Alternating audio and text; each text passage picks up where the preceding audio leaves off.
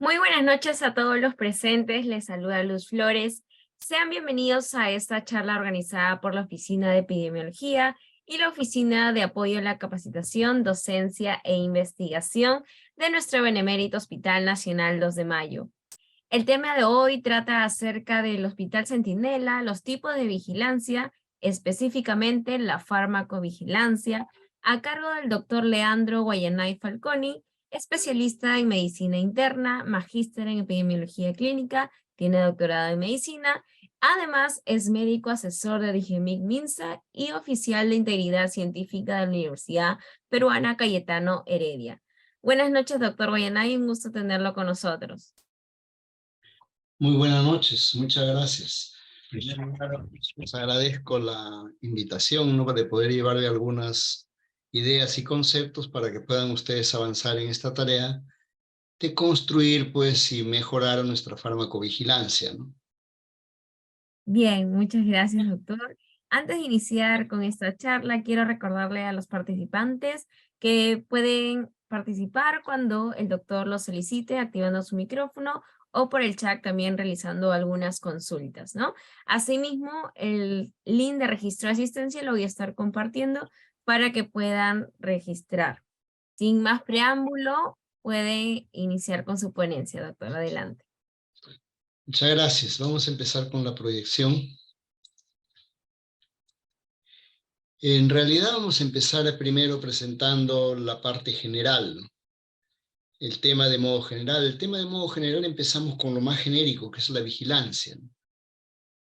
Vamos a mirar y ver de modo general qué es esto de la vigilancia, ¿no?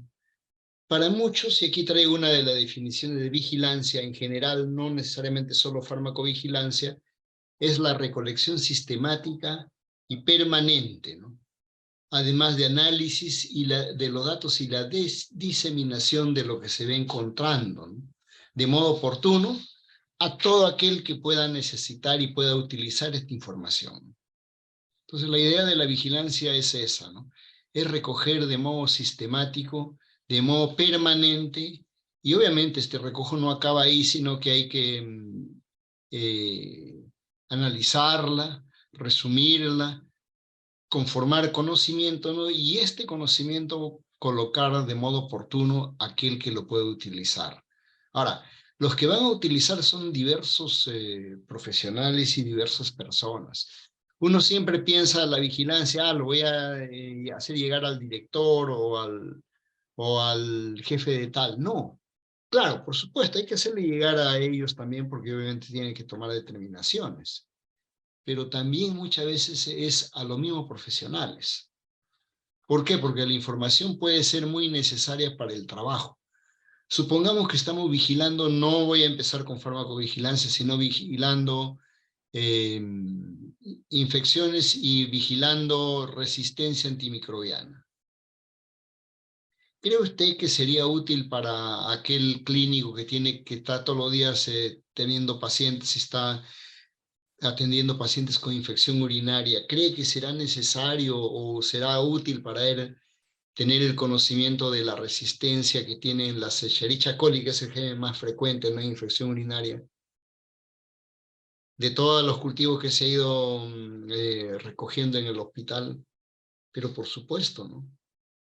Va a ser información para él de primera línea para con esto decidir qué antibióticos va a usar. Miren, entonces aquí le colocaba un ejemplo nada más para que vean que en realidad la información le puede ser muy útil incluso también al profesional que directamente trata a los pacientes.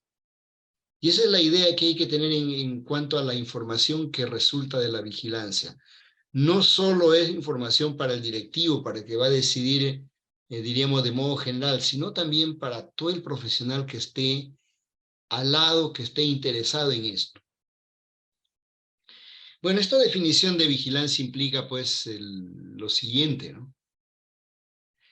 Implica que se va a recoger de modo sistemático información de datos y una información apropiada.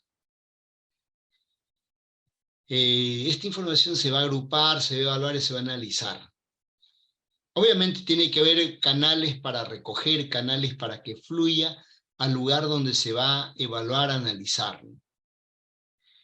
Lo otro es, una vez analizada y trabajada, se tiene que difundir de modo inmediato a todos los lugares donde tengan que saber esta información y quien tenga que tomar decisiones. Ya le decía, es el directivo, pero también puede ser el clínico, ¿no? Ahora, ¿cómo es el modelo clásico de alguna vigilancia?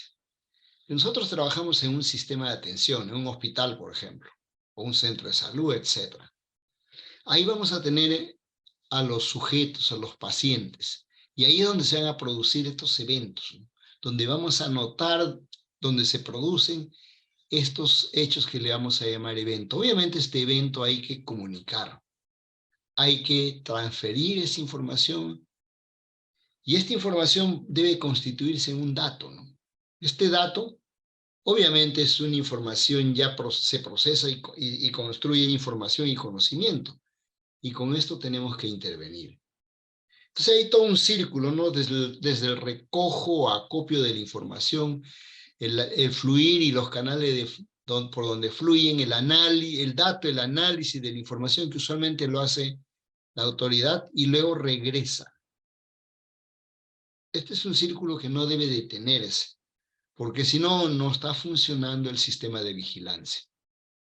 Hay un recojo, hay un análisis de datos, hay una determinación o decisión que tiene que hacerse, ¿no? Y todo esto es un sistema que se retroalimenta, o sea, quiere decir de que va reajustándose, ¿no? Esta definición de vigilancia, ¿qué implica entonces? Implica que nos tiene que quedar claro todo este proceso y toda esta secuencia. En realidad, si solo tomamos en cuenta una parte o solo llevamos una parte, no estamos concluyendo con todo lo que tiene que hacerse. Hay que recoger, analizar, interpretar y diseminar. Y, como muchos ahora le llaman, en tiempo real, en el momento que corresponde, ¿no? Porque también si yo colecto, lo junto un año y al año siguiente lo difundo, no cumplo con esta finalidad, ¿no? Esto me va a permitir, ¿qué cosas? Describir, conocer cómo se va dando esos problemas en este momento. También monitorizar, saber en qué cantidad se va presentando, aumenta, disminuye, etcétera, ¿no?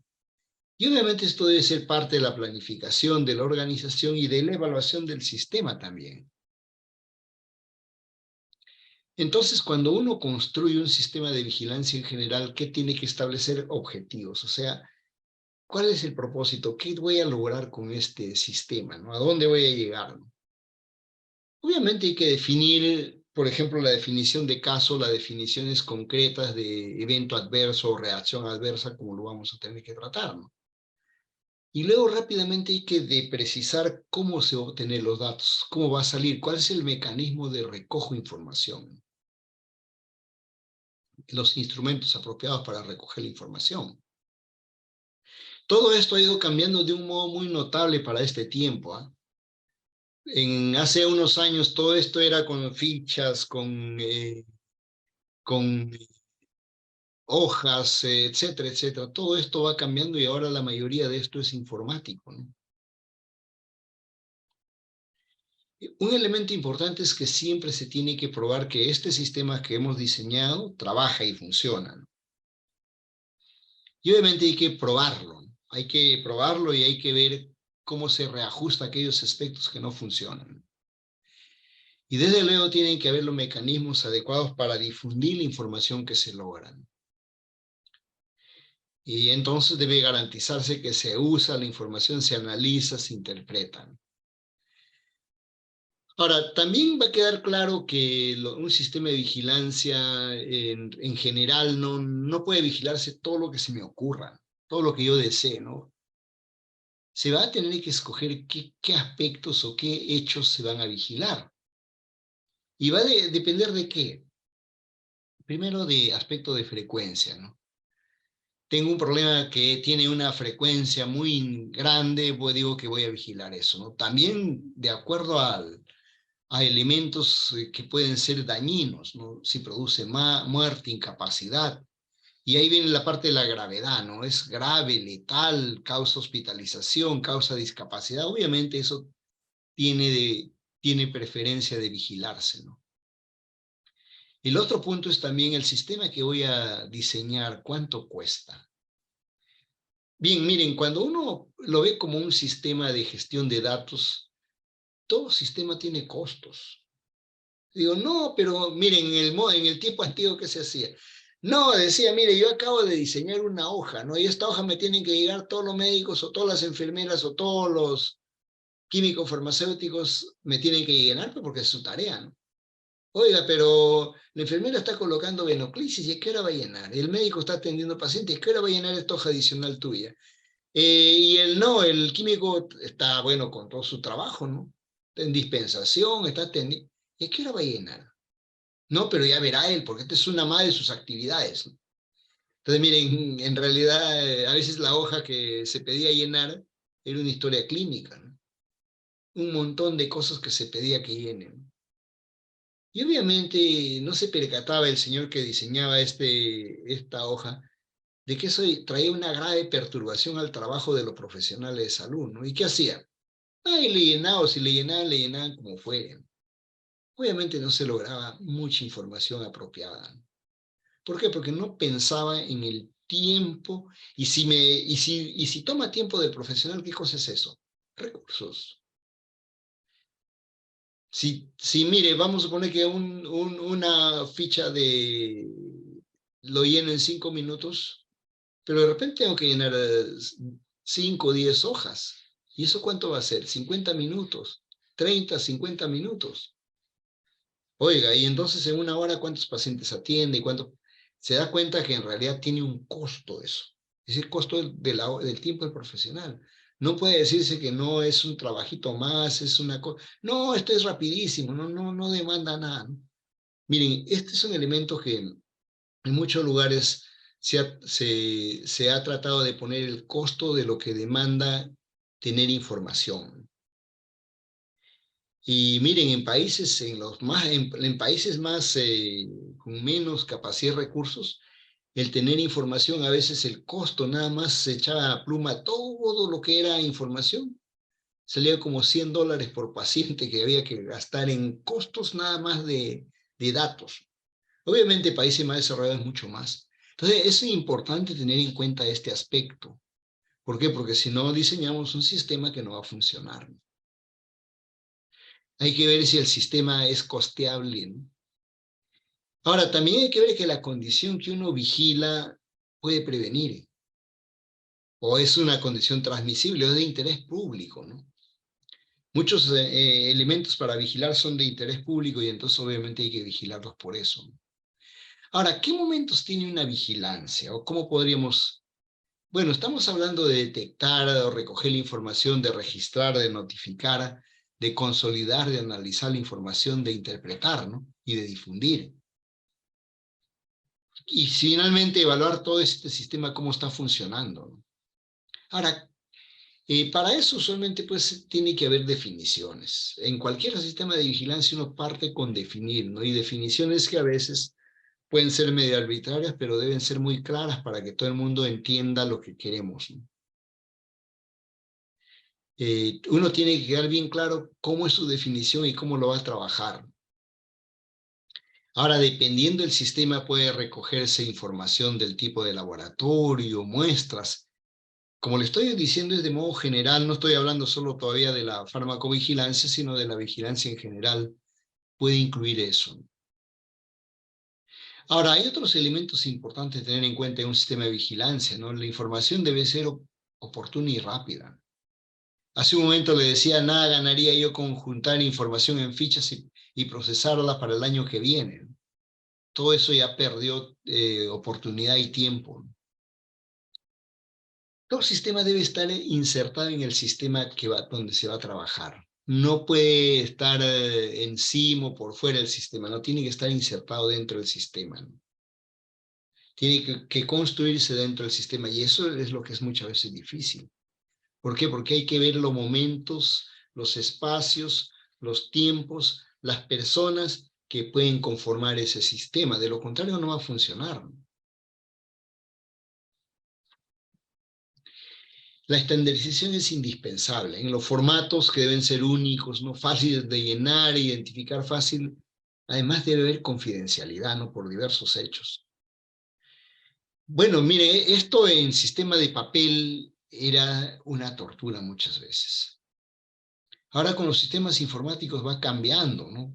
¿Por qué? Porque yo no me tengo que preocupar, por ejemplo, para llenar en un sistema informático los datos de filiación del paciente, eso ya está lleno, ¿no?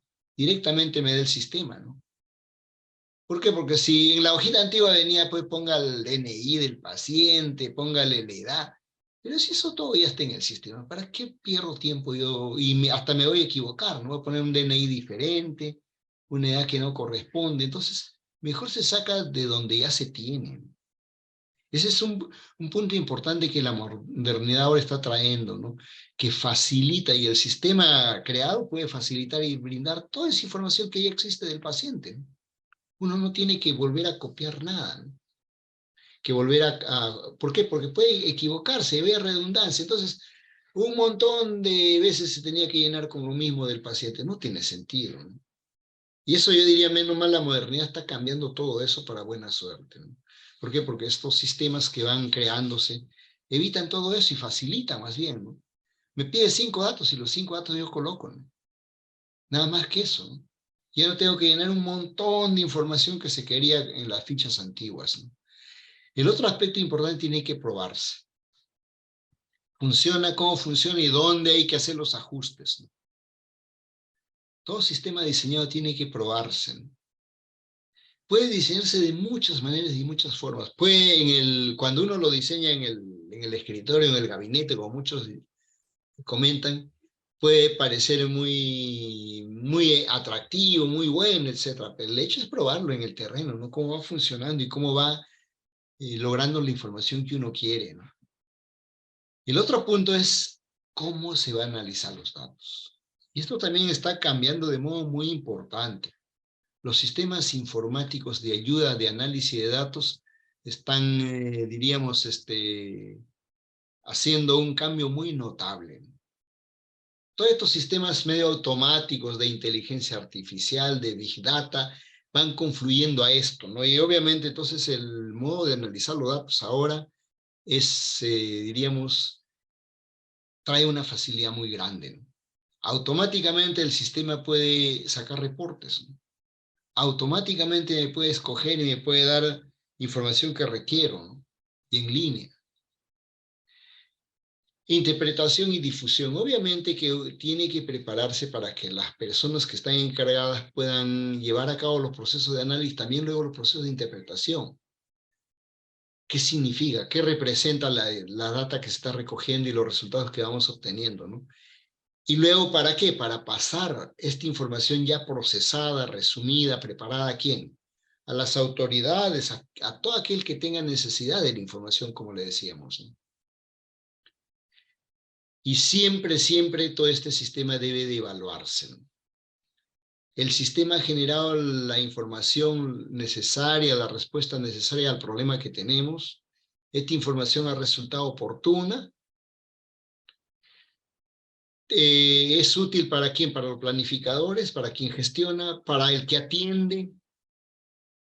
Entonces, eso tiene que evaluarse, ¿no? O sea, para todos los implicados tiene que ser útil, ¿no? Los sistemas antiguos eran, diríamos, a veces solo a quien se le recoge se le cargaba toda la tarea de recoger, ¿no? Y nunca veía nada de su trabajo, ¿no? Obviamente, ni lo llenaba, a veces lo llenaba mal. ¿Cómo se obtiene esta información? ¿Y ha valido la pena el esfuerzo que se ha hecho? ¿Y usted está dispuesto a seguir con el sistema? ¿Le ha sido útil? ¿Contribuye con eso? Obviamente todo este sistema de vigilancia se tiene que insertar dentro de las actividades, pues, de la institución y de la salud pública, ¿no? Recuerda que la salud pública, pues, en realidad es mirar la salud de las personas a modo general, a modo de país, a modo de sociedad, ¿no? Y obviamente la salud, viéndola así, se puede evaluar, monitorizar y ver, ¿no? Y se puede ver cuánto estos sistemas pueden ayudar a eso, ¿no? Pueden ayudar a detectar, por ejemplo, los sistemas de vigilancia, qué amenazas, ¿no? Los sistemas de vigilancia, antes que la farmacovigilancia, eran para vigilar infecciones potencialmente lesivas y letales, ¿no? Hay sistemas de vigilancia internacional. Por ejemplo, esto de la influenza es un sistema de vigilancia mundial, ¿no? Que participan diversos países, laboratorios, etcétera, ¿no? ¿Por qué? Porque siempre hubo miedo de que las diversas tipos de influenza que van en aves, en cerdos, etcétera, pueden ir mutando y generando nuevas variantes, ¿no? Que alguno de ellos puede tener un impacto muy importante en la salud de las personas y hay que estar entonces detrás de todo eso, ¿no? Entonces una vigilancia en salud pública pues es recoger la información, analizar e interpretar, ¿no? De modo continuo y sistemático, ¿no? Y obviamente va a ser esencial para planificar, para evaluar la práctica, ¿no? Y como todo sistema de información va a generar, va a generar datos de qué, de personas, ¿no? ¿Dónde, en qué lugar se ha dado y de qué tiempo, en qué momento, ¿no? ¿Y quiénes actúan y quiénes trabajan en la vigilancia de salud pública? Me dirán, oiga, epidemiólogos que conocen de esto puede ser, ¿no? Pero en realidad son todos los profesionales de salud que tienen que ver, ¿no? Médicos, enfermeras, químicos, farmacéuticos, etcétera, ¿no? Dependiendo obviamente de lo que se está vigilando, ¿no? Eh, entonces son diversos profesionales y grupos de profesionales que pueden trabajar en estos sistemas, ¿no? Ahora, muchas veces los sistemas se conforman no solo a modo local, sino a modo nacional, ¿no? Ahora, ¿por qué se utiliza estos sistemas de vigilancia? Para tener la idea de un problema, cuán es su magnitud, para determinar dónde se está dando con mayor intensidad el problema. Obviamente para conocer todos los elementos que traen el problema, ¿no? Y claro, si hablamos de vigilancia en general, por ejemplo, para detectar epidemias, para definir cómo se está comportando un problema de salud, ¿no? Y obviamente todo esto va generando información e investigación incluso, ¿no? Y todo esto nos puede ser útil pues, para entonces ver el trabajo de nuestro sistema de salud y ir detectando a tiempo los problemas que vayan ocurriendo, ¿no? Eh,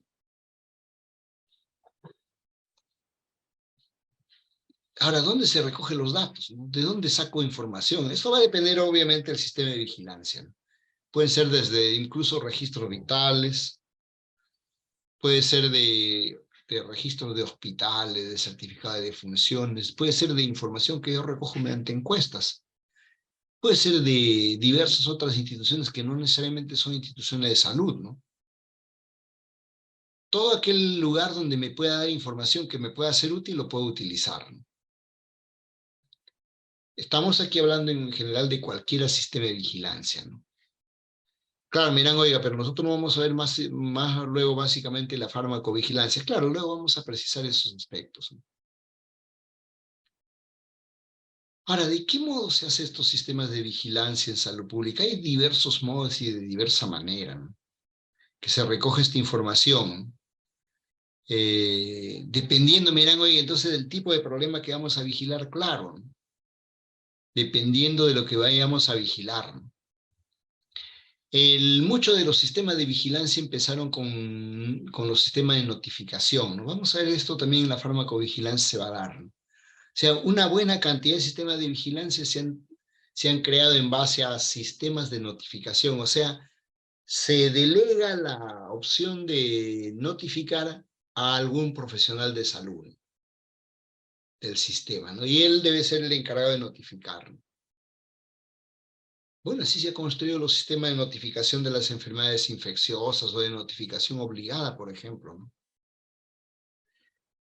Pero podríamos verlo de otra manera, estos sistemas de vigilancia en salud pública, ¿no? De una manera un poco más simple de repente, ¿no? Y teniendo en cuenta del modo cómo se recoge el dato, cómo se procesa, ¿no? Y ahí podemos definir de varias maneras, por ejemplo, un sistema pasivo. ¿Qué significa un sistema pasivo? En que el ente, el encargado de la vigilancia, va a recibir los reportes, por ejemplo. Ese es un sistema pasivo. ¿Por qué? Porque estoy pasivamente esperando que me lleguen las notificaciones. Es un sistema pasivo. Depende de alguien al que he delegado la actividad de notificar, ¿no? Pero puede ser un sistema activo, ¿no? En este sistema activo, quien hace la vigilancia se debe encargar directamente de acopiar, recoger y de tomar la información. Esa va a ser la gran diferencia, ¿no?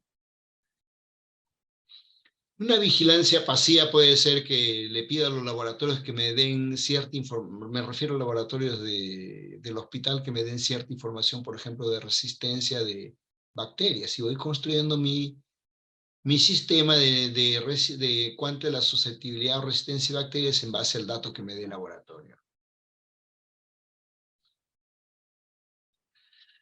Un sistema de vigilancia activa no. ¿Por qué? Porque aquí la institución encargada de la vigilancia va a ser el encargado de preparar cómo debe de trabajar este sistema. Y más aún, lo va a hacer, él lo va a trabajar.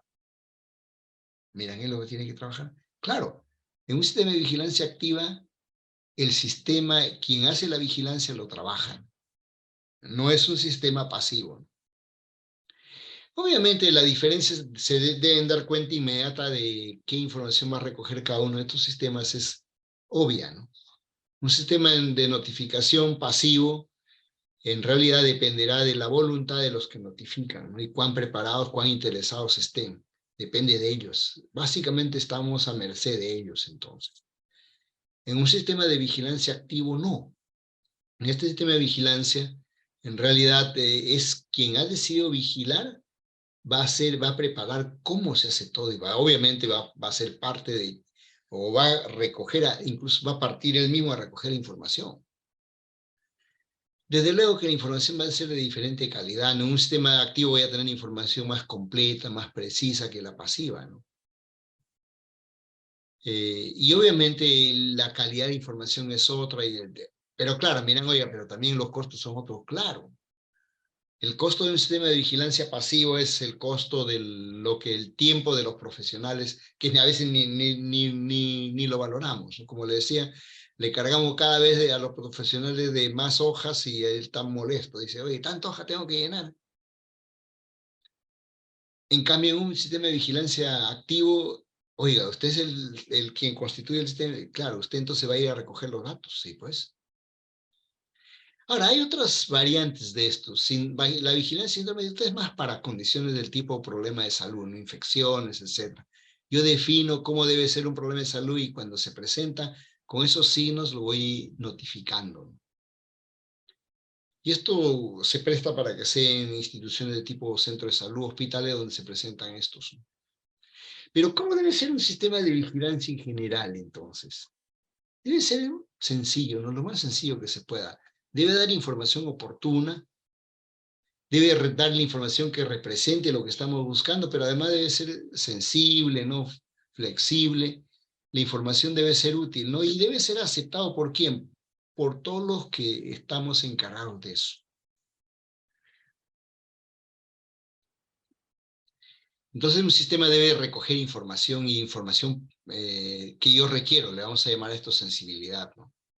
Que no se me pierda mucha información, que la tenga, ¿no?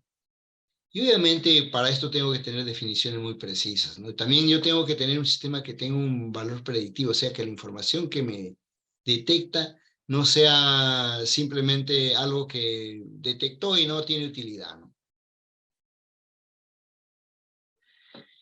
Y obviamente todo esto pasa por definir y por probar el sistema que vamos a trabajar, ¿ah? Estos sistemas de vigilancia de salud pública, por ejemplo, un sistema para vigilar brotes de infecciones nosocomiales. Dirán, oiga, claro, el hospital tiene montado un sistema de ese tipo. Sí, pues, debe tener montado uno de ese tipo, ¿no? Entonces, estos sistemas son muy útiles en ese contexto, ¿no? Ahora, pueden ser muy útiles en algunas enfermedades muy propias, ¿no? Sobre todo infecciones. Miren, oye, entonces esto más no se da mucho para la farmacovigilancia. Vamos a ver qué puede darse en algunas situaciones. Bien, con esto les he traído de modo muy general algunos aspectos de lo que significa la vigilancia, ¿no? La vigilancia, los sistemas de vigilancia en general. Vamos a pasar ahora a la farmacovigilancia, pero teniendo en cuenta lo que tenemos como vigilancia, ¿no? Entonces vamos a pasar un segundo, voy a pasar a la otra presentación, por favor.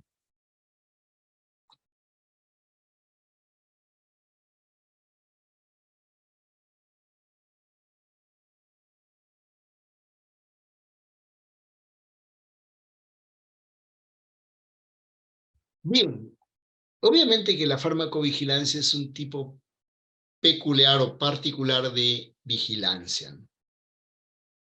Aquí traigo una definición de las tantas que hay de esto de un grupo de OMS, ¿no? Dice para estos señores que la farmacovigilancia es una ciencia y son las actividades relativas a qué, a detectar, evaluar, comprender y prevenir las reacciones adversas o cualquier otro problema de salud relacionado con medicamentos o vacunas. Entendámoslo así entonces a la farmacovigilancia, ¿no? Va a ser una disciplina, aquí no dice una ciencia, que tiene que desarrolla actividades relativas a detectar, evaluar, comprender y prevenir las reacciones adversas o cualquier otro problema de salud relacionado con medicamentos y vacunas.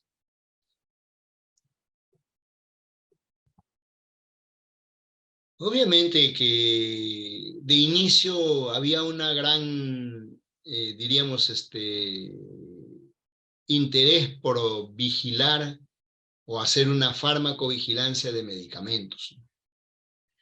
Pero luego se vio que las vacunas también pudieran tener problemas y entonces empezaron a hacerse farmacovigilancia también de vacunas, ¿no? Entonces obviamente en este momento todo el mundo está claro que tiene que vigilarse pues las vacunas, ¿no? ¿Y esto por qué se da? Porque nosotros queremos entender y comprender los efectos indeseables de los medicamentos. ¿Para qué? Para evitarlos, para disminuirlos, para aminorar si se van a presentar, ¿no? Entonces, para muchos, pues la farmacovigilancia va a ser una ciencia de actividades relativas a la detección, evaluación y comprensión y prevenir las reacciones adversas, ¿no?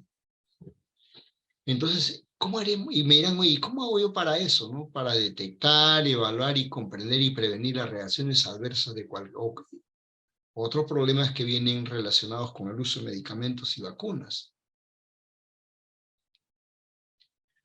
Entonces, en realidad, aquí esta parte es una de las partes, creo, importantes en entender, ¿no?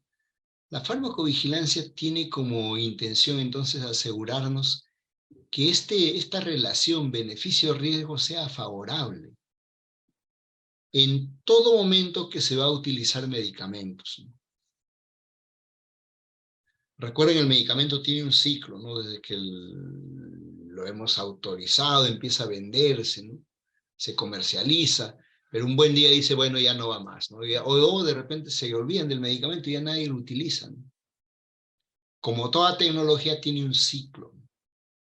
Pero durante todo ese tiempo deberíamos de entonces asegurarnos pues que la relación riesgo-beneficio, o beneficio-riesgo, si ponemos primero el beneficio, sea favorable. Esto viene de la, diríamos, de la implicancia dicotómica que vemos al medicamento, ¿no? ¿Cómo implicancia dicotómica? ¿Por qué utilizamos medicamentos? O incluso vacunas. Porque entendemos que son útiles y tienen una utilidad, ¿no? Tienen un beneficio, ¿no? Claro, me dirán, oye, tienen una eficacia para tal cosa los medicamentos, cierto. Si no, no lo utilizaríamos, ¿no? Un medicamento lo utilizo ¿por qué? Porque me va a servir para curar una enfermedad, por ejemplo. O si no curaran, quitar un síntoma, dar cierta mejoría que el paciente lo valora, ¿no? Pero indudablemente yo tengo que haber demostrado que esa eficacia, esa utilidad es incuestionable. Y recuerden que en este tiempo la manera de demostrar la eficacia en medicamentos es con ensayos clínicos. Mejor dicho, para yo decir que un medicamento tiene cierto beneficio, necesita un ensayo clínico, o más de un ensayo clínico, que de una manera incuestionable me diga, mira, sí, pues este medicamento sirve para esa finalidad, ¿no? para esa indicación que tú estás o piensas utilizarlo. Un ensayo clínico me puede dar información a ese respecto y me puede respaldar esa eficacia, ¿no? O esa indicación. Pero la otra, ¿y cuál es la otra contraparte? La contraparte de los medicamentos. Bueno, la contraparte, recuerden desde Paracelso, ¿no? A un medicamento de veneno, la diferencia es la dosis. Es decir, entre medicamento y veneno, la diferencia es la dosis. ¿Por qué? Porque, como también dicen otras personas, no hay medicamento que sea enteramente seguro, ¿no? O todo medicamento puede traer un efecto indeseable, ¿no? A veces más de uno, ¿no? Ahí viene entonces uno de los problemas importantísimos y grandes que tenemos, ¿no? ¿Cómo yo puedo saber la eficacia de un medicamento para cierta utilidad? Bueno, pido y busco ensayo clínico si se ha hecho y ha demostrado, ¿no? Si hay un ensayo clínico que ha demostrado utilidad en cierto hecho y de un modo a luces de todos incuestionable, vamos a decir pues que ese medicamento es eficaz para curar o para mejorar tal enfermedad, tal condición. Ya, la eficacia ya la demostramos con el ensayo clínico y la seguridad, el que no cause daño. ¿Un ensayo clínico único nos sirve para poder demostrar que no causa daño? No. Ahí viene el problema. Evaluar la seguridad o demostrar la seguridad de un medicamento es más difícil que la eficacia. Miren, ¿por qué más difícil? La eficacia, usted si quiere demostrar que un medicamento es bueno para insuficiencia cardíaca es un ensayo clínico y demuestra que sí o que no es bueno para eso. Pero ¿cómo yo digo que un medicamento es seguro, no causa daños? Miran, hoy seguro ante qué. Seguro ante todo, no puede producir ningún daño, ¿no? Ninguna afección al cuerpo, ¿no? A la persona, o a la persona en el transcurso de toda su etapa de vida, ¿no? Desde antes de ser embrión, ¿no? Hasta el momento que uno fallece, ¿no? Que no le cause daño en ningún momento de eso. ¿Cómo yo me aseguro? ¿Cómo yo puedo saber eso? Entonces, se están percatando que el conocer la seguridad es más difícil. En un ensayo clínico me da algún indicio de seguridad, no hasta cierto punto, pero no me va a dar una valoración grande e indubitable de lo que es, de cuán seguro es un medicamento. Para eso recuerden estas famosas fases del ensayo clínico, bueno, fase 1. La fase 1, la principal intención es evaluar eficacia o seguridad. Seguridad, ¿no? O sea, lo primero que hacemos es, en la fase 1, recuerden, la fase clínica nos estamos refiriendo de un medicamento, ¿no? La fase clínica de un medicamento bueno, la fase clínica es cuando empezamos a usarlo en personas después que se probaron en animales, y no solo animales, sino en diversos estudios que evidentemente podría yo usar en un humano y no le va a causar daño, y hay la potencialidad de que le pueda curar de cierto problema, ¿no? Solo después que me ha asegurado que en la fase preclínica, con muchos estudios, yo voy a empezar a utilizar una molécula con una intención terapéutica, ¿no? No es porque se me ocurre a mí, yo mañana digo, mira, mi paciente, esta molécula te va a ser útil y ya empieza a recibirla. Es una locura, ¿no? Toda molécula nueva se tiene que haber probado, pues, de modo indubitable, ¿no? Con la fase preclínica, de que sí, hay indicios de que esto va a ser seguro en humanos y también va a tener la utilidad que estamos planteándolo, ¿no? Y recién después pasamos a la fase 1. La fase 1 es la fase en que por primera vez una sustancia que a veces no ha existido sobre la superficie de la Tierra, lo vamos a poner en contacto con un humano. Y en esta fase 1 puede no pasar nada, ¿no? Muchas veces no pasa nada, ¿no? Le dan al sujeto de investigación de fase 1 y no pasó nada, ¿no? Incluso la mayoría de veces son voluntarios sanos, ¿no? Que los ponen en estos lugares especiales donde se hace estudio de fase 1, los monitorizan todas sus funciones que tienen, les traen muestra de sangre, etcétera, etcétera, pero con la intención de que de evaluar que no les produzca daño en primer lugar. La fase 1 de un medicamento tiene como intención evaluar primero que el producto no sea dañino, que no le cause daño a la persona, ¿no? Colateralmente ya estudiaré pues la cinética, la dinámica, ¿no? La cinética, cómo se distribuye, absorbe, etcétera, el medicamento, ¿no? Y ya conoceré ahora en humanos cómo es el comportamiento cinético, ¿no? Y la dinámica, qué cosas va cambiando en el humano, empezaré a notar, ¿no? La farmacocinética y la farmacodinámica voy conociendo también en la fase 1. Pero mi principal intención es demostrar que ese producto no sea dañino, ¿no? Como puede serlo, ¿no? Recuerden que han habido, diríamos, problemas en el siglo XXI importantes de esta fase, ¿no? Si no, ustedes todos miren el ejemplo del TGN-1412, ¿no? Estos medicamentos nuevos le ponen pues siglas, ¿no? Y un biológico nuevo que desarrollaron en Alemania se llamaba así, ¿no? TGN-1412, ¿no? ¿Y qué pasó con la fase 1 del TGN-1412? Bueno, la fase 1 estaba diseñada para probarse más o menos en 32 personas, ¿no? Para ver que en ellos no producen nada, ¿no? Y también estudiar un poco la cinética y dinámica, ¿no? ¿Y qué le pasó?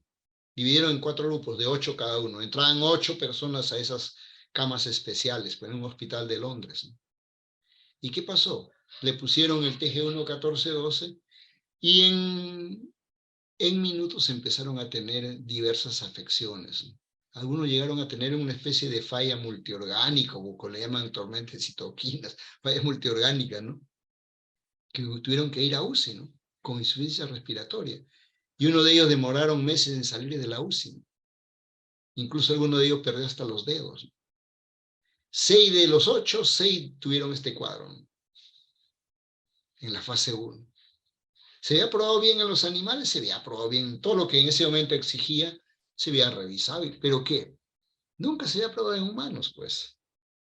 Y obviamente en humanos se había probado en animales, en tejidos, en células, en todo, y no había pasado nada. No había indicios de que pueda ser dañino. Y vamos a probar entonces. Miran, oye, ¿por qué solo en 6 y 2 no se afectaron? Porque los 2 habían recibido solución salina, ¿no? Si no en todos se hubiera dado, en los 8 se hubiera dado. Oiga, pero ¿cómo pudo haber pasado eso? Bueno, ahí tienen, pues, ¿por qué la necesidad de la fase 1? ¿Y por qué necesitamos conocer seguridad del medicamento? Bueno, recuerden, la fase 2 es para probar más o menos si hay indicios de que funciona y trabaja, ¿no?, en determinadas situaciones. Y la 3, un ensayo clínico convencional, doble ciego, randomizado grande, para demostrar ya sin duda que funciona el medicamento, ¿no? Y la 4, bueno, le llaman 4, un montón de estudios en medio ensayo clínicos, observaciones o de cualquier índole que me ayuden a conocer cuánta seguridad tiene ese medicamento en diversas situaciones. Ahí es donde cae este sistema, pues, de la farmacovigilancia, ¿no? ¿Por qué? Porque hay un montón de situaciones que un ensayo clínico, por más bueno que sea, no me va a detectar, ¿no? Por ejemplo, un medicamento que mate uno en 10.000. Si va a ser un medicamento como un antihipertensivo que le voy a dar a millones de personas, me va a matar millones, ¿no? Mate uno en 10.000, me va a matar millones. Entonces, obviamente que... Pero yo un ensayo clínico con 300, 400, con 1.000 personas, detectaré ninguno va a morirse, ¿no? Probablemente. O de repente, suerte, uno se muere. No voy a poder detectar ese efecto tan dañino, indeseable, y no lo voy a poder detectar. Cuando ya me autorizaron y estoy comercializando, yo soy el laboratorio productor del medicamento, estoy contento, ¿no? Estoy comercializando, de pronto empieza a describir a alguien, ¿no? Oiga, hay un paciente que se ha muerto con esto, ¿no? Ah, no, ¿qué va a hacer? Será una coincidencia, ¿no? Y de pronto otro, pucha, que no es ahí. Ahí viene la parte de la notificación y, oiga, ahí se analiza, oiga, no, esto no puede ser, mire, varios de estos pacientes que han estado con este tratamiento, no, hay que analizar todo, y ahí viene, pues, ¿no? Ahí viene justo el análisis y evaluar para ver si efectivamente el medicamento era el causante de eso, ¿no? Hay buena cantidad de medicamentos, diríamos, que históricamente se han detectado por las reacciones adversas de reporte caso, ¿no? La serivastatina, por ejemplo, esta estatina que producía excesiva rhabdomiólisis, se detectó por eso. Tenía una gran cantidad de notificaciones a la FDA de rhabdomiólisis, y analizaron, vieron, oye, pero esto tiene más que los otros estatinas. No puede estar en el mercado, no lo sacaron del mercado. Y así hay varios, ¿no? que obviamente solo con la notificación obligada en ese caso se logró encontrar que, bueno, efectivamente el medicamento producía eso, ¿no? No se había detectado en los ensayos clínicos ni nada por el estilo, ¿no? Entonces, miren, en general, entonces, con los ensayos clínicos y con la investigación que se tiene hasta el momento que se autoriza, no es suficiente para conocer adecuadamente la seguridad de un medicamento. Un ensayo clínico dura 1 año, ¿y qué pasa si el medicamento en 5 años produce un efecto grave?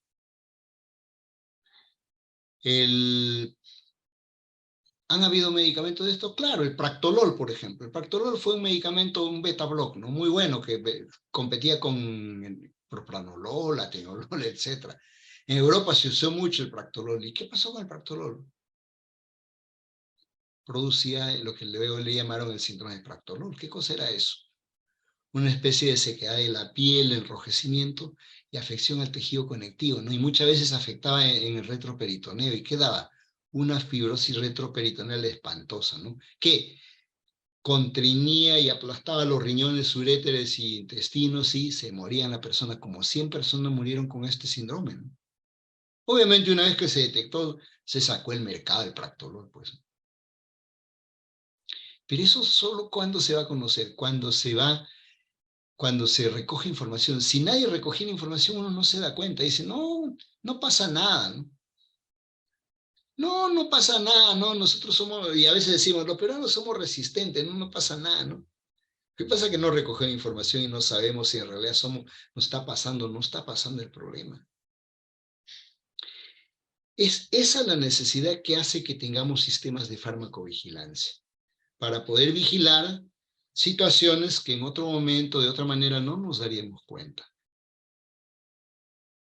Y ahí comprende diversas actividades, ¿no? Diversas actividades que obviamente puedan permitirnos dar información sobre seguridad de medicamentos, ¿no? Y obviamente hay que identificar, cuantificar y evaluar estos riesgos, ¿no? Pero si no los hemos detectado y no nos hemos dado cuenta, no vamos a poder evaluarlos, ¿no? Ahora, y los riesgos no son que simplemente conocer la seguridad de un medicamento. Podría parecer eso, ¿no? O sea, ya la farmacovigilancia me ayuda a conocer cuán seguro es un medicamento. ¿Por qué? Porque me va a ayudar a detectar efectos indeseables o reacciones adversas que no fueron detectados por los ensayos clínicos, para ponerlo de una manera simple. Ah, bueno, entonces me va a ayudar a tener más conocimiento, pero no es solo eso. ¿Qué pasa si de pronto falla el sistema de producción? Y hay un error que se va, o una falla que va dando productos inseguros. No nos daríamos cuenta, ¿no? Si no vigilamos. Y hay un montón de ejemplos de ese tipo, ¿no? Que era un producto que de repente el laboratorio no se daba cuenta, estaba produciendo contaminado, y de pronto empieza a haber problemas, ¿no? Hace unos años hubo un problema serio en Estados Unidos de eso, ¿no? Con unos corticoides que se contaminaron con hongos. Bien, entonces no es que el medicamento ya está bien conocido, el corticoide, no es de la dexametasona, ese está bien conocido como corticoide, ¿no? ¿Cuánto daño produce, no? Pero el problema era el sistema de calidad, la falla en la producción. Y si no se tiene un sistema de notificación, no se va a percatar y no se va a tener eso. Puede haber un error en fabricación, que a veces ha ocurrido, no se han equivocado del principio activo, ¿no? Un sistema de notificación lo puede detectar rápidamente. Entonces, miren, el sistema de vigilancia no solo es para conocer cuán seguro es un medicamento, no, también para ir tomándole el pulso a cómo vamos con los problemas de medicamentos, incluso de calidad, ¿no? Ese es el punto que tenemos que entender, ¿no? Que a veces nos es difícil, pero obviamente hay que tenerlos en cuenta, ¿no? Y toda esta información debe ser eficaz, debe ser pronta a utilizar, ¿no? La farmacovigilancia entonces nos va a ayudar a identificar riesgos, obviamente, claro, ¿no? A las sospechas de reacciones adversas, detectar estas famosas señales que ahora se le llaman. Oiga, son las señales que de pronto ahí sale y hay que captarlas y obviamente procesarlas. Si no tuviéramos un sistema que detecte, no se detecta, pues si no nos damos cuenta nunca, ¿no? Pero además hay que caracterizar y cuantificar, o sea, ¿cómo es el riesgo? ¿Cuánto se da? ¿Es frecuente? ¿Es infrecuente? Por ejemplo, hace un tiempo hay un medicamento, la ticlopidina, que se asoció con una enfermedad muy rara, ¿no? Una enfermedad, un tipo de púrpura trombocitopénica trombótica. Es una rareza eso, ¿no? Hay un tiempo en que se vio un número importante de eso, y en algunos países hizo un estudio, se encontró relacionado con ticlopidina, ¿no? Ya casi no se utiliza ticlopidina, ¿no? Pero bueno, entonces, entonces eso, ¿cuán frecuente es? Es bien infrecuente. Pero, bueno, hay que tener una idea, o hay otros efectos indeseables, por ejemplo, la anafilaxia por rocuronio, ¿no? La anafilaxia por rocuronio puede ser casi fatal, ¿no? Se produce en salas de, de, de anestesia, que es donde se utiliza rocuronio. Pero ¿en qué frecuencia se produce? Entre 1 en 2000 a 1 en 5000. Miran, oiga, pero eso, si operan 10 pacientes, lo más probable es que nunca le pase nada, no solo por frecuencia. Pero si usted tiene salas y se utiliza un montón, puede que ocurra, ¿no? Y hay que estar preparado para eso, ¿no? Entonces, el cuantificar la frecuencia es importante, ¿no? Ahora, el evaluar estos riesgos, de interpretar los datos, ese es el punto, ¿no? Hacer el balance, beneficio y riesgo. O sea, bueno, ¿hasta qué punto estoy dispuesto a aceptar el riesgo que me trae este medicamento teniendo en cuenta el beneficio, ¿no? Y obviamente eso va a ser, diríamos, no es tan fácil de valorar. Un poco va a depender hasta del medicamento y de la enfermedad, ¿no? Porque recuerden que, por ejemplo, los medicamentos oncológicos, yo le molestaba antes al oncólogo, tú das venenos, le decía, ¿no? Porque son casi venenos, ¿no? Que hay que darle una dosis determinada, etcétera, y los efectos indeseables que produce son terribles, ¿no? Muchas veces el paciente puede morirse por la quimio, ¿no? Pero ¿y por qué se acepta ese medicamento tan riesgoso? Por la potencialidad o el beneficio frente a un cáncer, pues, ¿no? O sea, frente a algo que me va a matar de todos modos, me la juego, ¿no? Y digo, bueno, pues, usaré esta quimio que es media tóxica, pero no me queda otra, ¿no? Y obviamente todo esto sirve para qué? Para tomar decisiones, ¿no? Decisiones en los servicios, en las instituciones, para seguir usando, ¿no?, un medicamento que tiene problemas de riesgo, o también incluso para dar actividades de regulación, ¿no? Diga, mire, esto es tan inseguro que hay que sacarlo del mercado, ¿no? Y comunicar, ¿no?, a todo el mundo, ¿no? Los pacientes, los profesionales, todos los profesionales tienen que saber, pues, ¿no? Oye, este es un medicamento potencialmente riesgoso y tiene estas afecciones, tiene que saber. Ahora, ¿cómo ha ido este sistema de vigilancia, de farmacovigilancia? ¿Ha permanecido igual o ha ido cambiando? En realidad, primero, para conocer la seguridad del medicamento y luego los sistemas de vigilancia han ido cambiando de un modo muy notable. En el siglo XX podríamos ver durante todo el siglo XX una evolución tan grande y tan, diríamos, variopinta que tuvo la farmacovigilancia, ¿no? Recuerden que, entre otras cosas, ¿por qué en Estados Unidos crearon la FDA? ¿Cuál fue la razón? O sea, ¿qué impulsó la creación de la FDA? Recuerden que la FDA lo sacó una ley del Congreso de Estados Unidos, ¿no? ¿Y por qué este Congreso sacó una ley para crear la FDA? O en nuestro país, el Congreso de Estados Unidos de 1900 era parecido a nuestro Congreso, ¿no? De veras, es bien parecido a nuestro Congreso, ¿no? Recibían bolsas y todo eso. Les digo un poco así, medio jocoso, pero era parecido, ¿no? Obviamente que no iban a sacar si no había nada. Lo que pasa es que el público se los comía, ¿no? ¿Por qué? Porque para finalizar el siglo XIX había habido problemas con alimentos terribles, ¿no? Y había una obra de un norteamericano que se llama The Jungle, o sea, La Jungla, ¿no? ¿Y qué describía? Cómo era la jungla, de cómo se trabajaba en procesar carne para carnes, ¿no? Y ahí vieron pues que era un espanto. Y dijeron, oye, ¿cómo es posible que esa carne coman los norteamericanos? Todo el mundo se quejó y no le quedaba más al Congreso que sacar una ley pues, para cambiar eso, ¿no?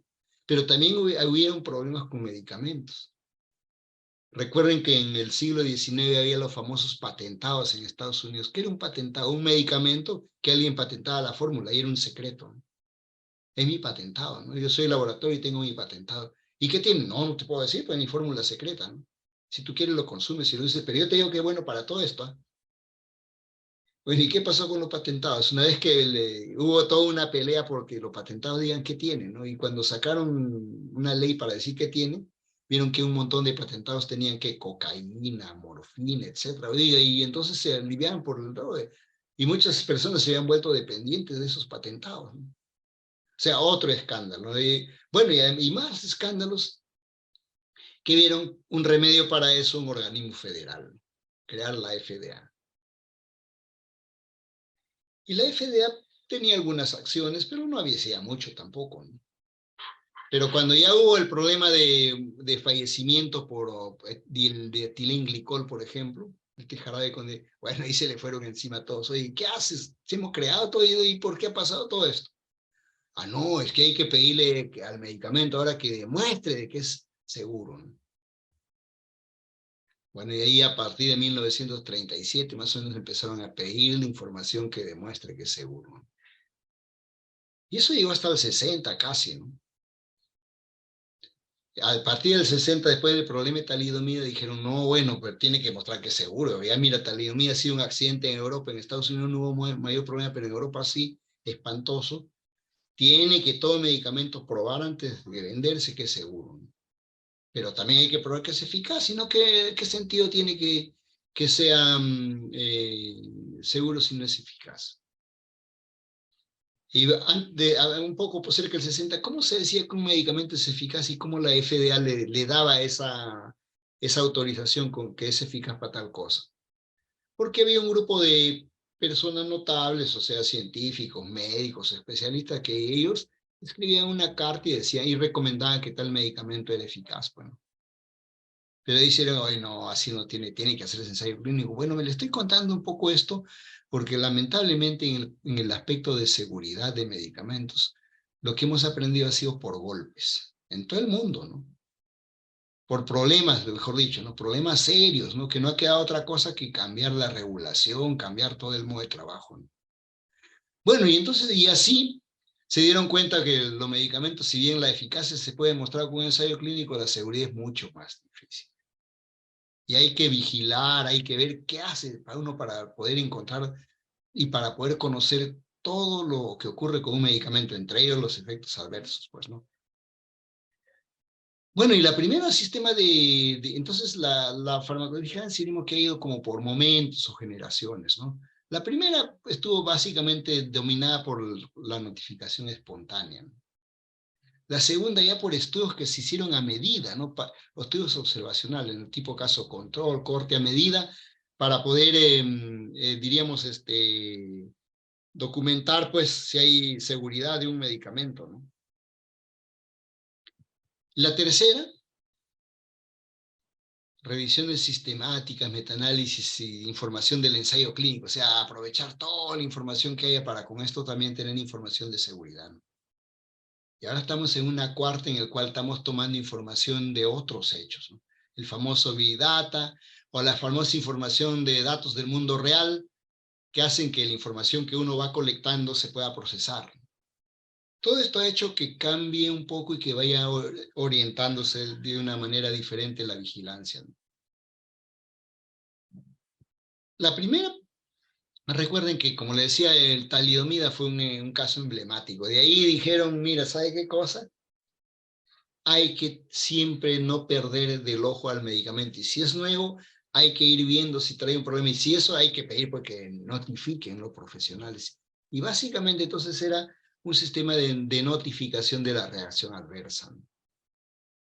Entonces el profesional notaba y se le instruía para que vaya a notificar, ¿no? Y obviamente luego el encargado de la vigilancia analice y vea pues si en verdad puede que esté relacionado, o sea, hay una reacción adversa o no, ¿no? Y obviamente la notificación espontánea está basada por el juicio clínico, ¿no? Mire, me parece que sí, me parece que no, ¿no? Y incluso podría describirse casos. Ahora, este sistema que fue el primero, ¿se ha superado? No, puede ser útil hasta ahora mismo, ¿no? Hasta ahora mismo puede ser útil. ¿Acaso tenemos conocido todos lo que ocurre con los medicamentos? No, siempre hay nuevo, ¿no? Siempre hay cosas nuevas, entonces nos puede ser útil esto. Mejor dicho, esto no ha pasado. Si bien Le llamamos primera generación, pero esto hay que seguir utilizándolo igual, ¿no? Ya la segunda generación donde se prepara estudios a medida, obviamente esto es con intencionalidad más dirigida de evaluar cuánto riesgo, cuánto efecto indeseable puede ocurrir con un medicamento, ¿no? ¿Por qué? Porque yo tengo necesidad de conocer, ¿no? Necesidad de saber. Y ahí hay diversos estudios muy clásicos, pues, ¿no? Que nos dicen, que nos muestran cómo es que un sistema y una investigación puede llegarnos a dar un conocimiento muy bueno, ¿no? Por ejemplo, aquí nos dice un estudio de casos y controles de adenocarcinoma de vagina y etietiliestrol. Este es un estudio clásico, ¿no? Unos ginecólogos norteamericanos se dieron cuenta de una cosa muy rara: cáncer de vagina en niñas, ¿no? Primero, el cáncer de vagina es un cáncer rarísimo, ¿no? Y cuando se hacen en mujeres mayores, ¿no? Niños no, niñas no. Entonces estos vieron que niñas tenían cáncer. ¿Y eso cómo pues? Nunca antes había visto eso, dijeron. Bueno, se pusieron en contacto entre ellos y dijeron, a ver, ¿cuántos tienen, cuánto logran eso? Y lograron encontrar 8 casos, ¿no? ¿Cómo estas niñas han tenido este cáncer tan raro, ¿no? Que nunca antes hemos visto? Obviamente hicieron un estudio de casos y control. El caso y control es el caso contra el control, ¿no? Contra alguien que no tiene esa enfermedad, ¿no? Y obviamente le preguntaron por un montón de cosas, ¿no? ¿Fuma? Nah, no, la niña no fuma, ¿no? ¿Tu mamá fuma en el embarazo tuyo? No sé, pregunta a mi mamá, y igual al caso y al control. Por un montón de cosas se encontró, ¿no? Se preguntó, ¿no? Pero no se encontraba, hasta que se encontró que las niñas que tenían el adenocarcinoma de vagina habían recibido, en el embarazo de ellas, la mamá recibió de etilietiliestrol como un medicamento que en ese tiempo se usaba como preventivo del aborto, ¿no? Oye, entonces eso tendrá... Bueno, ahí salió el estudio caso. Después hizo más estudio y obviamente se verificó que sí, pues este medicamento, el dietilestilbestrol, estaba asociado a esto, ¿no? Y así hay un montón de estudios que ya se diseñaron a medida, ¿no? Para tratar de precisar, ¿no? Obviamente, esos estudios también los podemos hacer nosotros, ¿no? Y estos serían de un tipo de vigilancia intensivo, de vigilancia, si quieren llamarlo. ¿Por qué? Porque lo tendría que hacer aquel que vigila, ¿no? Nadie le va a hacer el estudio, ¿no?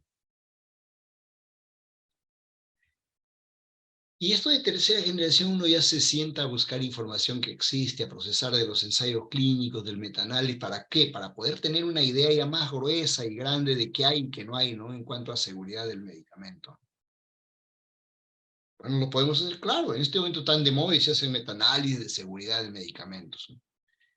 Y esto de cuarta generación, llamada el Big Data, o lo que en Estados Unidos le llaman la evidencia del mundo real, que procede de los datos del mundo real. ¿Qué cosa es esto?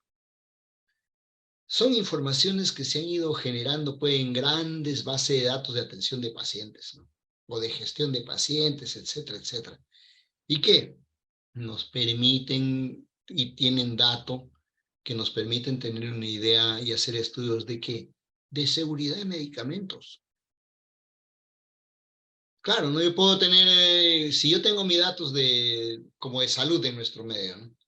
De 10 años de seguimiento de pacientes que hemos tenido, vamos a suponer, que han recibido estos medicamentos para esquizofrenia nuevos, yo puedo con ellos ver cómo les ha ido, ¿no? Y qué problema de salud. Por ejemplo, ¿han tenido problemas cardíacos?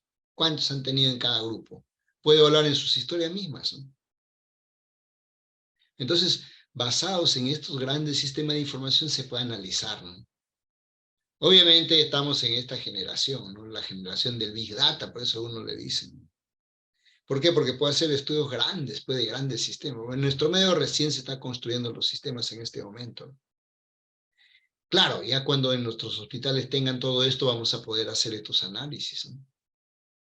Y analizar de tiempo en tiempo, hacer también como un análisis periódico de información de este tipo, porque yo voy a diseñar un sistema que me vayan evaluando y monitorizando todo lo que se va reportando y anotando, ¿no? Entonces, obviamente que esta es diríamos, con el uso masivo de la informática, ¿no? Pero que no termine en realidad. ¿Por qué? Porque esto está cambiando de un modo tan notable que nosotros no nos percatamos hasta dónde puede llegar. Le pongo un ejemplo. ¿Qué pasaría si con el tiempo todos los humanos vamos utilizando estos relojes, pulseras, donde le van tomando la frecuencia cardíaca, le van tomando la temperatura, la cantidad de pasos que da, por un lado, ¿no? Y por otro lado que también le van viendo el peso, van midiendo todo, y eso va en una base de datos. ¿Qué pasa si yo tengo esa información de pacientes que toman dapaglifosina, por ejemplo, y de los que no toman dapaglifosina, ¿no? Y puedo yo analizar a ver cómo ha ido, ¿no? Cómo ha pasado, ¿no? Y ya no tengo datos ya de un ensayo clínico, sino datos del mundo real, como le dicen, ¿no? Yo podría comparar la frecuencia cardíaca de un medicamento, de un grupo que recibe un medicamento contra otro que no recibe, ¿no? Y ver qué pasa, ¿no? Y así podría monitorizar un montón de cosas, a ver si me afecta. O sea, puedo evaluar incluso a aspectos, ya no le vamos a llamar eficacia, de efectividad, porque estamos viendo en el mundo real, ¿no? O y de seguridad. O sea, de cuánto daño, cuánta afección producen. Vean, entonces todo esto está cambiando de modo notable, ¿no? ¿Qué objetivos tiene una farmacovigilancia? Mejorar la atención y seguridad del paciente mediante el uso más apropiado de medicamentos. Obviamente mejorar la salud pública y evitar daños innecesarios con los medicamentos, ¿no? Detectar problemas con el uso de medicamentos y comunicar los hallazgos de modo oportuno, ¿no? Contribuir a evaluar esta relación riesgo-beneficio, ¿no? Esta es una relación que a veces lo tomamos, digo, no, pero ya se sabe todo, ¿no? ¿Y qué? No sabemos todo, porque tenemos a veces un poco de datos que nos ha dado la industria, ¿no? Quien desarrolla el medicamento, pero no tenemos todo el conocimiento todavía del medicamento. Con más información podemos tener una mejor idea, ¿no? Y esto nos va a permitir a fomentar el uso seguro y racional de un medicamento, ¿no?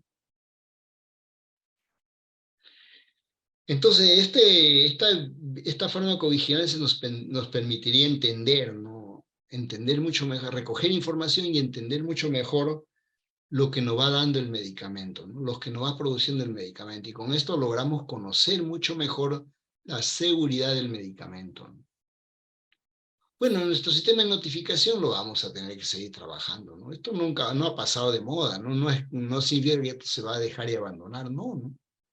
A esto se va a sumar otras maneras, ¿no? Y claro, el sistema de notificación más bien tiene que potenciarse, tiene que ver de qué manera hago que esto funcione mejor, ¿no? Y aquí viene el punto, pues, de crear sistemas que puedan recoger de una manera más efectiva, más fácil, menos problemática. Si yo desarrollo un sistema que me facilita la vida, y más aún, el sistema funciona, pero más aún tengo luego que trabajar en la motivación, ¿no? ¿Qué motivación va a tener el médico para notificar? Dirán, oye, es que es su responsabilidad, sí, pero ¿qué más? Tiene que tener varios elementos que hagan que él esté convencido de que tiene que notificar, ¿no? Eso va a ayudar, va a lograr, va a dar mayor conocimiento, va a ayudar a entender, ¿no? Cuando él se percate de eso, cuando él vea que ese trabajo va a ser útil, lo va a hacer con más intensidad, ¿no? Ahora, un sistema de notificación en realidad es un sistema relativamente barato, ese es el punto. ¿Por qué? Porque se gasta relativamente poco. Obviamente que no hay que tampoco menospreciar el costo que tiene que llenar fichas, como le decía al inicio, ¿no? Pero eso comparado con un sistema en el cual yo activamente esté recogiendo información tiene mucho menos costo, ¿no? Y muchas veces me va a dar información que me va a ser útil, ¿no? Pero claro, esa información hay que trabajarla, ¿no? Toda la notificación no es que se hace, se tiene que trabajar, ¿no? ¿Por qué? Porque si no, la notificación espontánea ahí queda, ¿no? Entonces esta información tiene que trabajarse, ¿no? La notificación espontánea con toda la información que se envía tiene que precisarse adecuadamente, procesarse y con esto lograr conocimiento, como decíamos, ¿no? Obviamente esto nos va a señalar muchas veces, como decimos, señales, ¿no? Oigan, me da la sospecha, ¿y ahora qué hay que hacer? Muchas veces a partir de esta notificación se tiene que buscar más información en la misma notificación, pero también se puede crear y diseñar estudios ya observacionales, caso control, corte, para poder verificar lo que la señal nos ha dado, ¿no?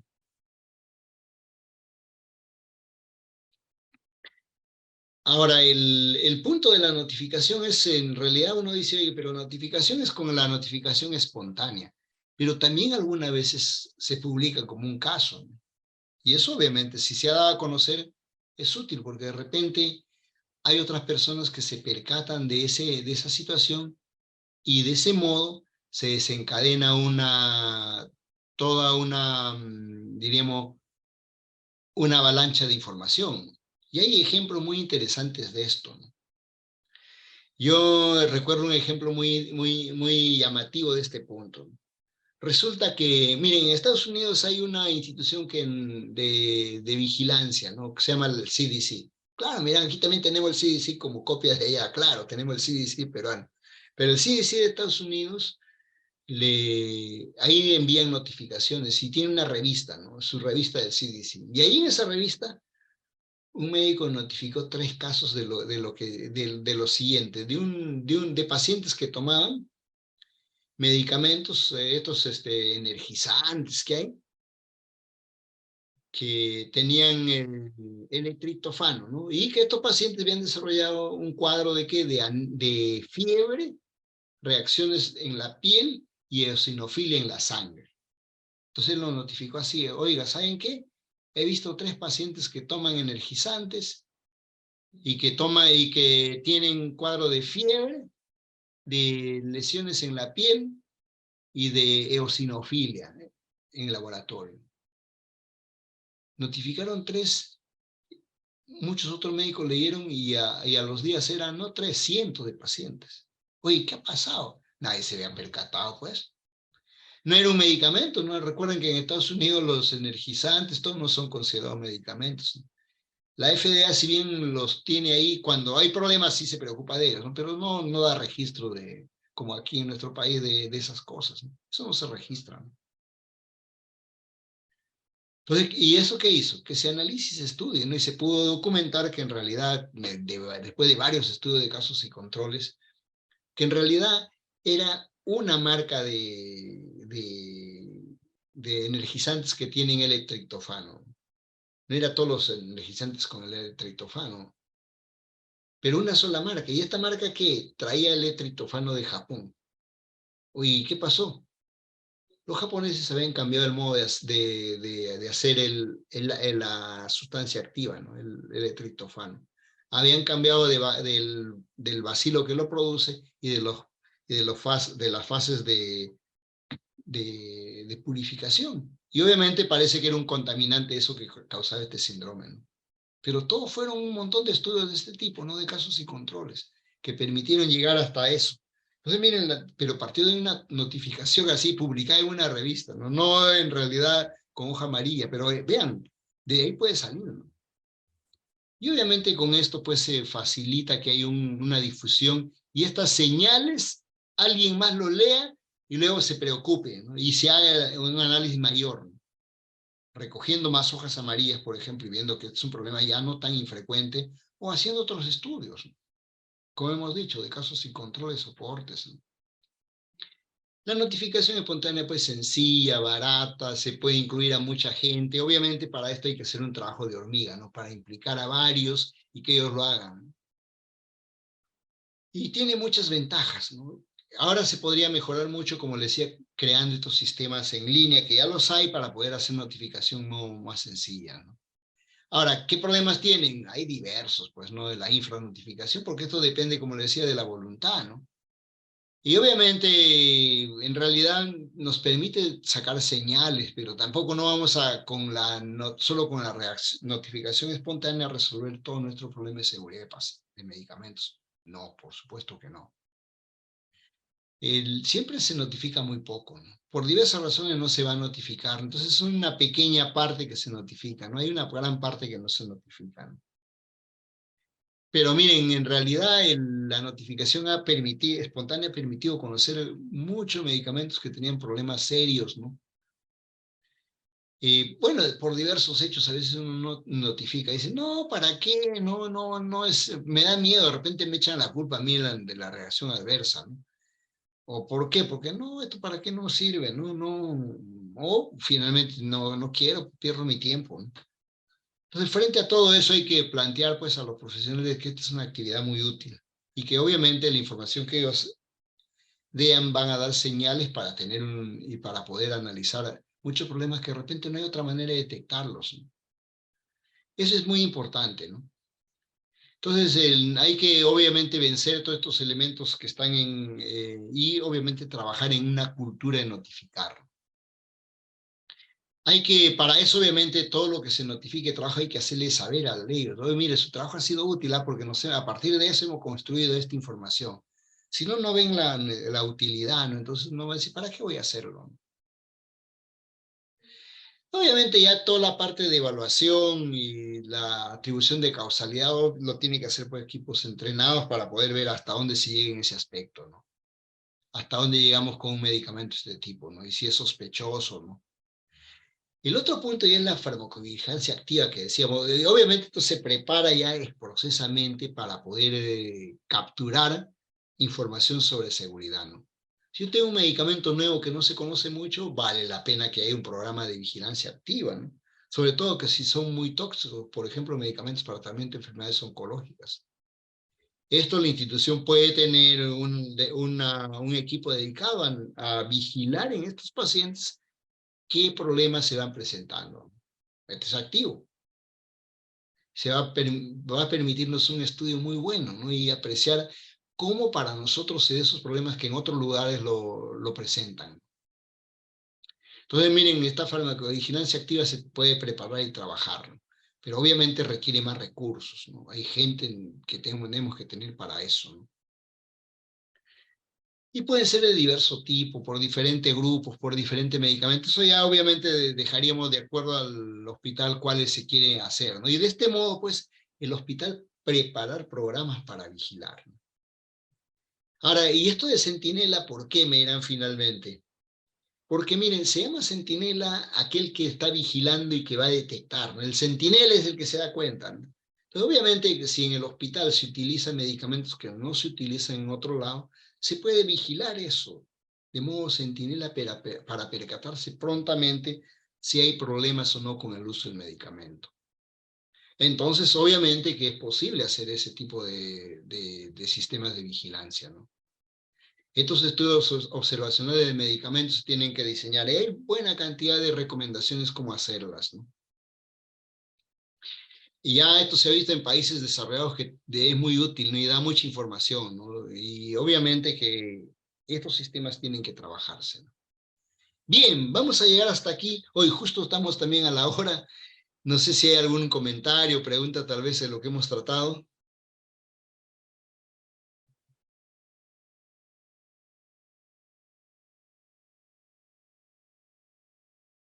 Muchas gracias, doctor, por su ponencia, importante el tema.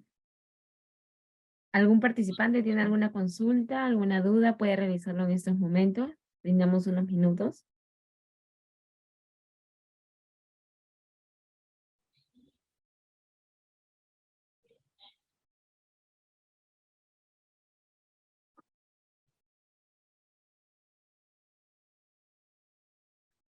Bueno, a todos muchas gracias. Agradezco también al Hospital 2 de Mayo, al doctor Castillo, por darnos esta oportunidad de llegar con ustedes a presentar estas ideas, ¿no? Estas son básicamente algunas ideas. En alguna otra reunión que el doctor Castillo nos está pidiendo, veremos bien algunas situaciones particulares que alguna vez hemos hecho en esto, ¿no? Y con resultados muy interesantes. Muchas Muchas gracias a todos gracias, entonces. doctor. Buenas Muchas noches. gracias, doctor. Que tenga buenas noches.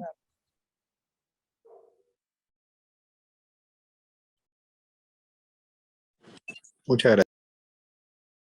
Gracias, gracias.